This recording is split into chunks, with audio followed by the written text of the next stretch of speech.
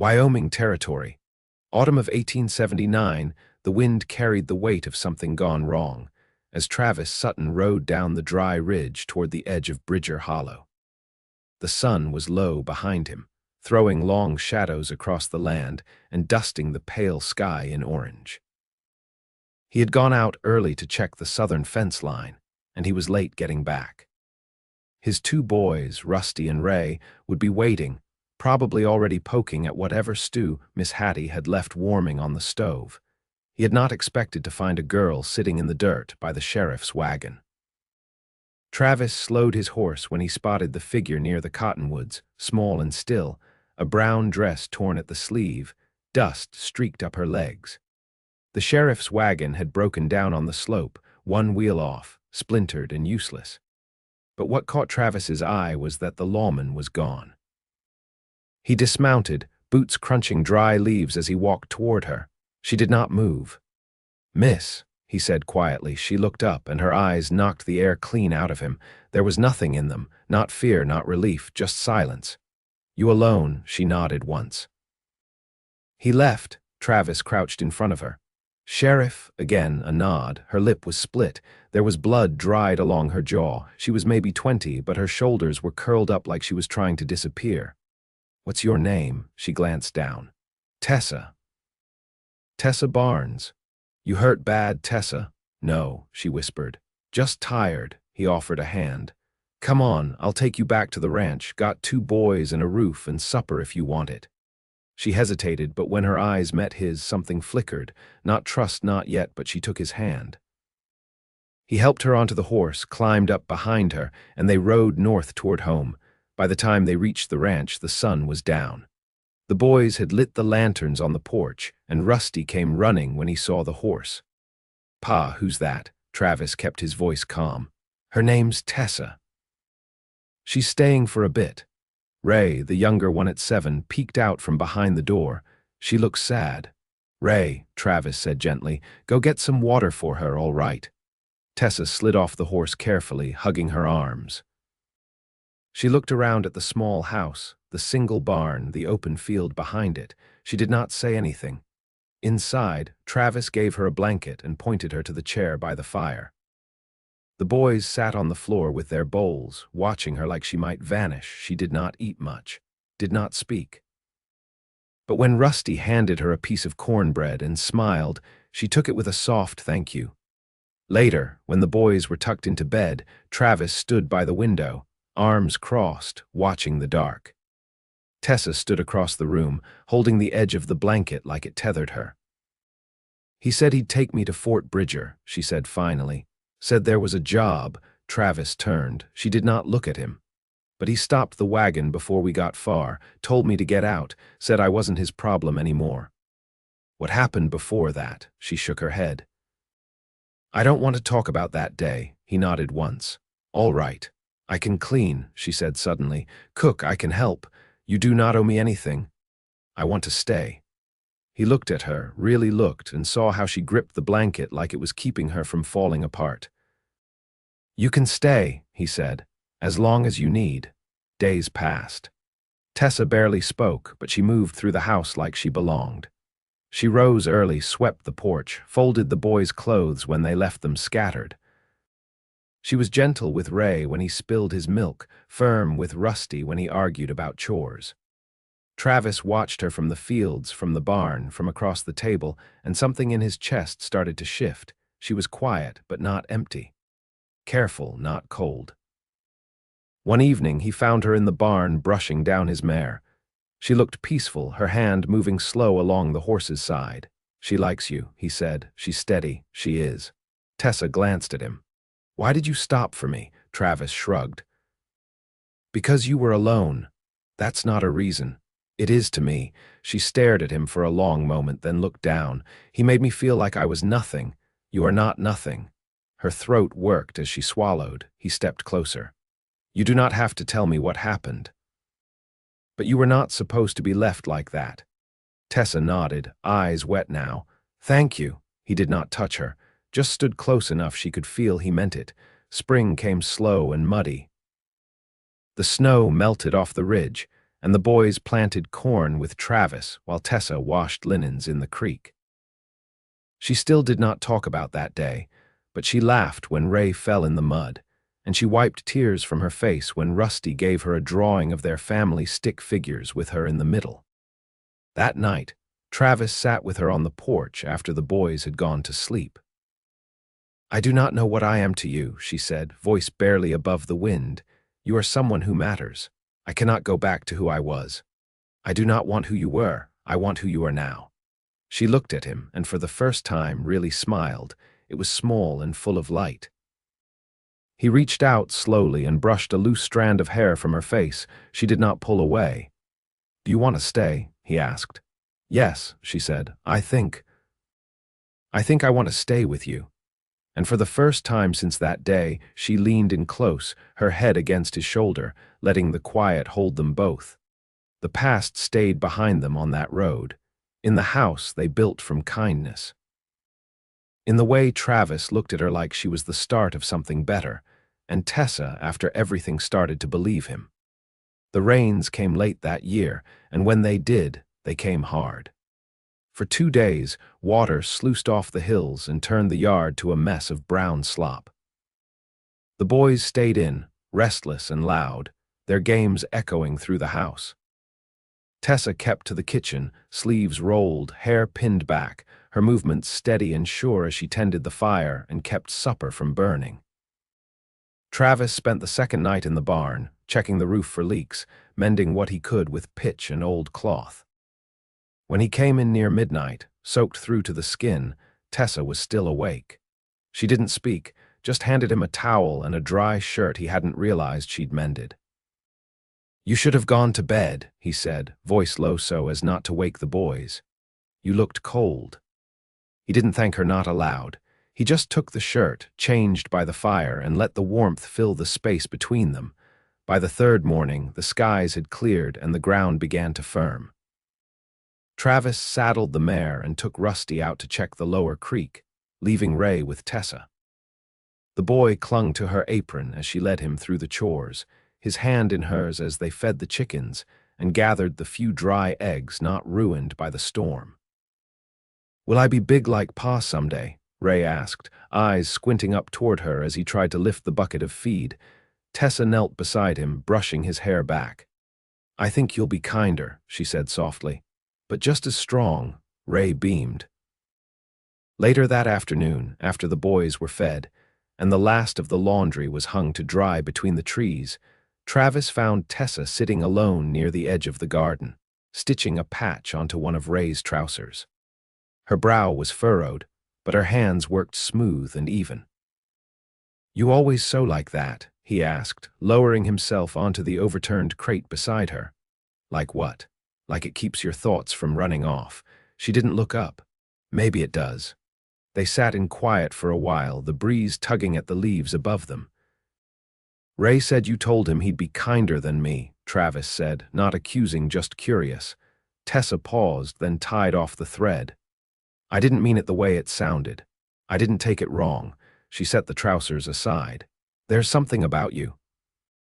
I've never seen a man do so much without asking anything back.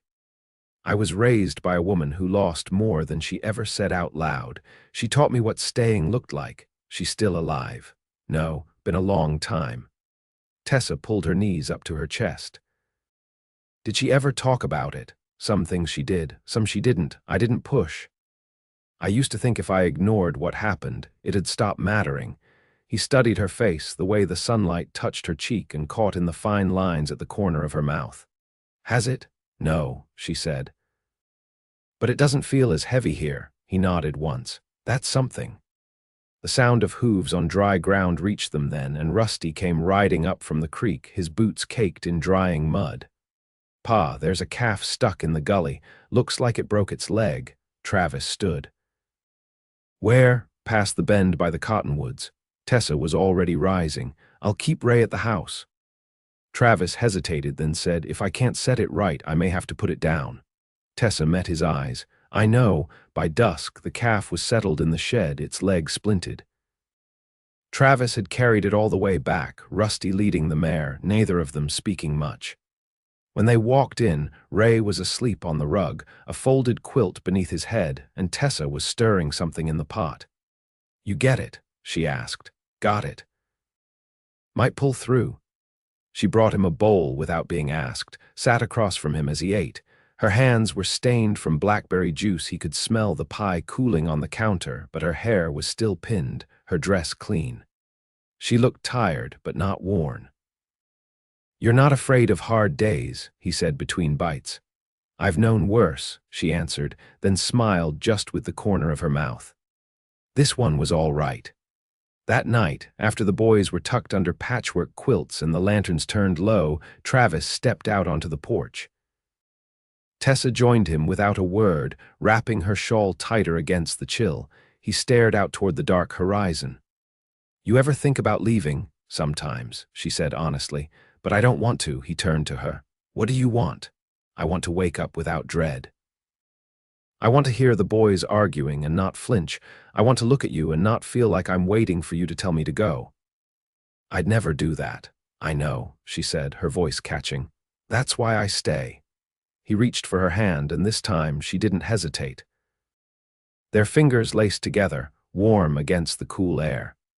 She leaned into him, head resting where his shoulder met his collarbone, and he felt the steadiness of her breath. For the first time, she wasn't holding herself apart.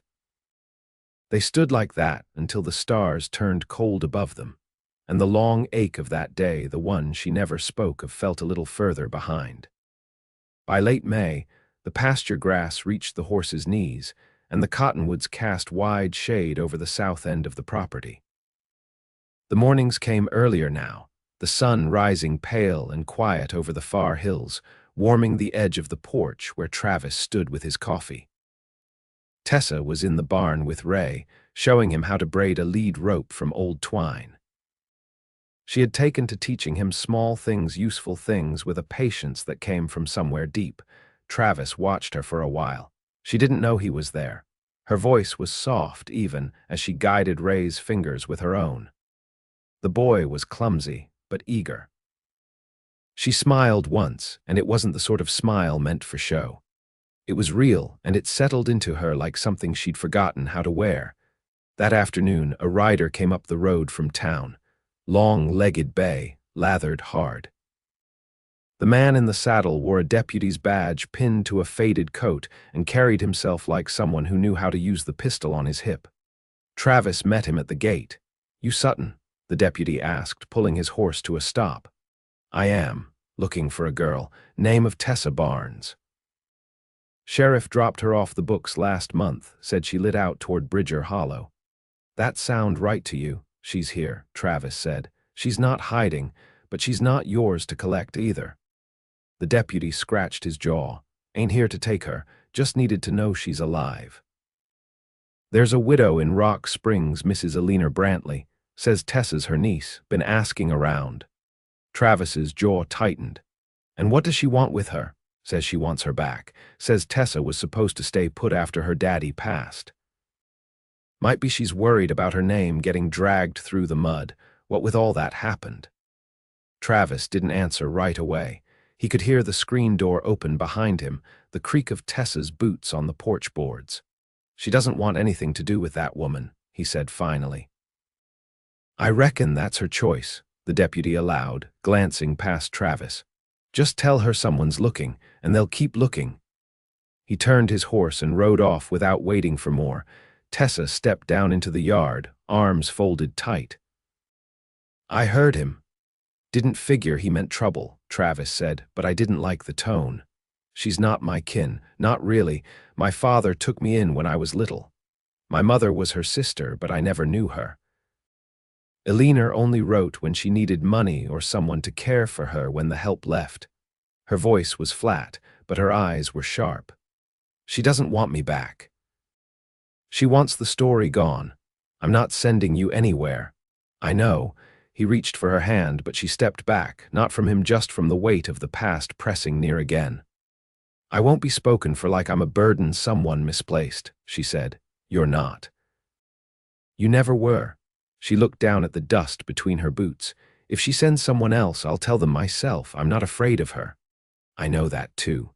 That night, Tessa sat outside long after the boys went to bed. Travis joined her when the fire had burned low. The wind had settled, and the sky stretched wide and cloudless above them. "Was he the one who told the sheriff to take me?" she asked. "I don't know," Travis said, "but I wouldn't put it past her to want it done quiet." Tessa nodded, her face unreadable in the dark. "She used to say I reminded her of my mother, said I had her mouth, her stubbornness. But I think what she meant was she hated me for something I couldn't help." He didn't answer, not with words, just reached out and took her hand again, gently this time, and she let him. After a long silence, she turned toward him. "Do you think people can come back from being unwanted?" "I think wanting's a choice," he said. "And I choose you." Her breath caught. Then she leaned in, not with hesitation, but with intent, pressing her lips to his in a kiss that was quiet, steady, and certain. It wasn't rushed or desperate. It was an answer. When they parted, her forehead rested against his. "I've never felt like I belonged anywhere," she whispered. "You do now," she nodded, eyes closed. "I believe you." In the house behind them, the fire crackled low and the boys slept under patched quilts. Outside, the night air was cool but not sharp, and the wind carried no warnings. Only the scent of new hay and pine, and the sound of two people learning what it meant to hold still long enough to be loved. June settled over the land with the smell of warm sage and the sound of cottonwood leaves brushing each other like whispers. The days stretched long, and the boys spent more time outdoors, working or wandering the edges of the property with sticks in hand, hunting frogs or pretending to be scouts. Tessa took to tending the garden early before the heat pressed down, sleeves rolled, hands deep in soil that gave easily beneath her fingers. She had begun humming again, soft and tuneless, as she moved through her work. Travis noticed, but never pointed it out. He knew better than to name a thing still finding its shape. That morning, he returned from the north fence with a length of broken wire and a shallow cut on his forearm. Tessa saw him coming before he reached the porch. "You get caught on the post?" she asked, taking the rag from his hand before he could wipe the blood clean. Rusty dropped the spool. I reached to catch it. Didn't quite. She led him inside without another word, fetched the tin of salve from the cupboard, and sat him down at the table. Her touch was careful but not timid. "You've got the hands of someone who's done this before," he said as she worked. "I had to learn early. We lived too far from anyone who could help. Your father teach you, for some things, but mostly I watched. If he could do it with one hand, I figured I could do it with two." Travis was quiet a moment. "You miss him," she nodded once. "I do, not every day anymore. But when I think about what I'd tell him now, I wish he were still around to hear it." "What would you tell him?" "That there's a place here where I can breathe. That I'm not afraid to wake up anymore." He looked at her then, really looked, the way a man does when he's almost ready to say something he's carried too long. But she spoke again before he could. "You were right. Wanting is a choice. I've started to want things again." He didn't ask what. He didn't have to. That evening, after supper and chores and a quiet hour with the boys curled up beside her while she read from an old book of folk tales, she found Travis out by the corral. He was leaning against the fence, watching the cattle shift beneath the moonlight. She walked up beside him, arms crossed, eyes on the herd. "I've been thinking," she said. He waited, "about what it would mean to stay for good." His jaw moved, but he said nothing. "I'm not asking for anything, just I want to make this life part of mine in a way that doesn't feel borrowed. You want to be needed. I want to be chosen." He turned to her then. "You are, every day." She faced him. "Then let me build something here, not just help with the cooking and the boys. I want to take 'em part of the land. The southern field's been fallow too long. That's tough ground, not easy to work. I never needed things to be easy." He watched her for a moment longer, then nodded. "All right, it's yours if you want it." "I do." He stepped closer, hands loose at his sides. "You're not the same woman I found by that busted wagon." "I know," she said quietly, "and I hope I never am again."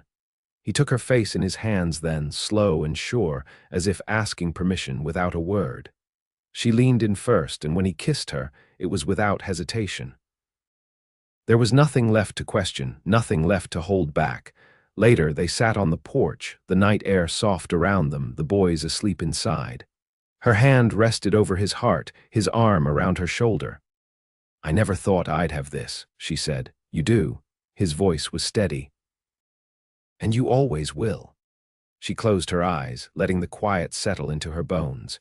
The past was still there, somewhere down the road behind them, but it no longer followed close. Here, under this roof and in this man's arms, she had found her place, and she would never be left behind again. By July, the earth had hardened underfoot, and the days came hot and windless. Tessa's southern field had taken root. The beans climbed the stakes she'd tied with strips of old cloth, and the squash pushed wide leaves across the furrows. She carried a tin pail from row to row each morning, checking for beetles, speaking aloud now and then, not to anyone, just to the plants, as if they were learning to listen. Travis kept to the western pasture where the cattle had taken to lazing beneath the pines. Most afternoons, he returned with his shirt damp and his hat pulled low, and Tessa would meet him at the pump with a basin and a clean cloth. They didn't speak much during those moments, but the silence settled between them like something familiar and chosen. One evening, when the sky burned low with the last light, Tessa set a small parcel in front of him on the table. It was wrapped in cloth, tied with twine. He raised an eyebrow. "What's this?" "Open it." Inside, folded with care, was a checkered shirt she'd sewn from leftover scraps and a bit of muslin. The buttons were mismatched, but the seams were strong. "I figured you'd worn through everything else," she said, eyes steady. "And I wanted something of mine on you when you're out there." He ran his fingers across the fabric. "You made this for me." "I did." He stood, walked around the table, and kissed her temple. "Then I'll wear it every day." Rusty burst in from outside, breathless. "Ray's stuck in the ash tree again." Tessa turned, already moving. "How high?" "Not far, but he's crying." By the time they reached him, Ray's foot was lodged in the fork of two low branches. Travis climbed up to ease the boy loose, while Tessa waited below with her arms out. When Ray dropped into them, he wrapped his arms tight around her neck and didn't let go. That night, after the boys were asleep, she lit a lantern and sat on the edge of the porch, her feet bare against the warm wood. Travis joined her with a mug of water, handed it to her, then sat down beside her, elbows resting on his knees. "You ever think about what this would have been like if we'd met under different circumstances?" he asked. "No," she said, "because then it wouldn't have been us." "Not like this." He turned to her. "You ever think about marrying again?" "I do." He didn't say anything for a while, just watched the trees shift in the darkness, the lantern casting soft light across her face. "Because I've been thinking about asking," he said. "But I wanted to give you space." "There's no more space left between us, Travis." He reached into his pocket, pulled out a ring that wasn't gold or silver but carved from smooth antler, polished and worn from handling. "It's not much," he said, "but it's what I have." She held out her hand. "Then it's what I want." He slid it onto her finger and she leaned into him, resting her head against his chest. They were married under the cottonwoods, a week later. The preacher from Fort Bridger came out on horseback, and Rusty and Ray stood tall in their best shirts, boots scrubbed, hair combed flat. Tessa wore a dress she'd sewn from blue calico, and Travis shaved clean for the first time in months. Afterward, the boys chased each other through the tall grass while Tessa and Travis stood by the garden, watching the beans climb higher. He reached for her hand, and she laced her fingers through his. "You ready for all of it?" she asked. "I've been ready since the day you got off my horse and didn't run." That night, they sat on the porch while the boys slept, a soft breeze turning the heat of the day into something bearable. Tessa leaned back against him, her eyes closed, his arm around her waist. "I've never had a home that felt like mine," she said. "You do now." The sound of crickets rose in the grass, and the moon crept higher, silvering the edge of the barn and the tops of the trees. Inside, the floorboards creaked with settling wood, and the stars blinked steady above them. Years passed. The southern field stayed green, and Tessa's rows doubled. A second barn went up behind the first, built slow with help from neighbors, and paid for with good cattle and steady trade. Rusty grew tall and lean, took to carpentry, and Ray spent most days with the livestock, gentling colts with a touch that reminded Travis of his mother. Tessa bore a daughter the following spring, her hands strong even in labor, her voice calm through the storm of it. They named the girl Clara. She had Tessa's dark eyes and Travis's quiet. She grew up barefoot and bright, always with dirt under her nails and a song on her lips. By the time the war stories faded from the saloons, and the telegraph lines reached the edge of the territory, the Sutton Ranch had become known for its kindness as much as its stock. Travelers took to stopping there, not for shelter alone, but for the warmth at its heart, two people who had once been broken by different things and had chosen, every day since, to stay. And in the quiet hours, when the children slept and the fire burned low, Travis would run his thumb along the curve of Tessa's hand, the antler ring still worn smooth by time, and she would turn into him with a smile that had taken years to grow but never once faded. They had earned their peace. Every moment of it,